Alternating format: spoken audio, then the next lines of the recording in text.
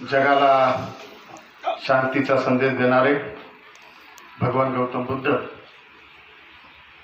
Bharat Ratna doctor Babasaheb Ambedkar यांच्या आचारांना विचारांना प्रथमतः त्रिवार वंदन करतो।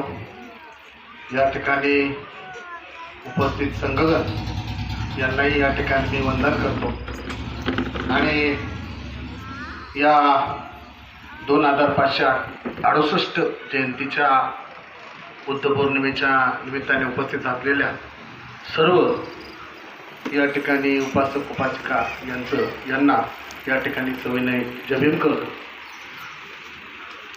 मी स्वतः ही कविता लिहिलेली आहे, चाल मी लावलेली आहे।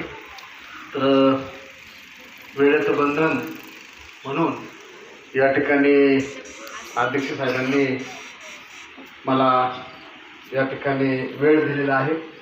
कवितेचं शीर्षक आहे बुद्ध पर्व। तर पहा, बुद्धांचा पर्व जगी मनीषा, भारत भूमी जन्म घेण्याचा।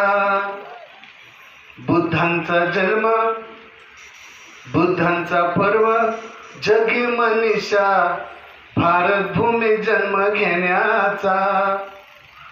असत मुनीच्या ऋषी मुनीच्या सुवर्ण भविष्यवाणीला, अनंत बुद्धाच्या त्या दर्शनाला, अनंत बुद्धाच्या त्या दर्शनाला, चल जाऊ विहाराला, बुद्धाच्या त्या वंदनेला।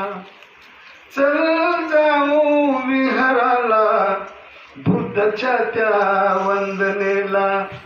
सन्मार्गाची तुझी भूमिका, करुणा मैत्री पुण्य संचयाचा। सन्मार्गाची तुझी भूमिका, करुणा मैत्री पुण्य संचयाचा। जन्मोजन्मीच्या मोठ्या संचाचा, परिपाक तुझ्या प्रकाशाचा। सर्वव्यापी जणू व्यापलेला, सर्वव्यापी जणू व्यापलेला। चल जाऊ विहाराला, बुद्धाच्या त्या वंदनेला। चल जाऊ विहाराला, बुद्धाच्या त्या वंदनेला। प्रज्ञाशील करुणा तुझी ही शिकवण, हा अधिकार या युगाचा। प्रज्ञाशील करुणा तुझी ही शिकवण, हा अधिकार या युगाचा। गातो गीते ही साक्षात दर्शन, पुत्र हा भारत देशाचा।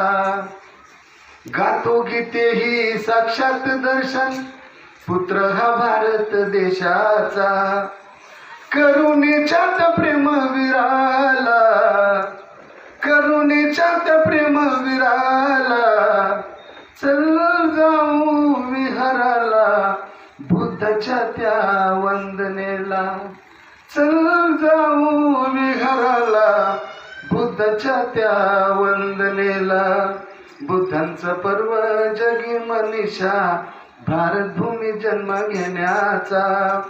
असत मुनीच्या ऋषी मुनींच्या सुवर्ण भविष्यवाणीला, अनंत बुद्धाच्या त्या दर्शनाला, अनंत बुद्धाच्या त्या दर्शनाला। चल जाऊ विहाराला, बुद्धाच्या त्या वंदनेला। चल जाऊ विहाराला, बुद्धाच्या त्या वंदनेला। चल जाऊ विहाराला, बुद्धाच्या त्या वंदनेला। चल जाऊ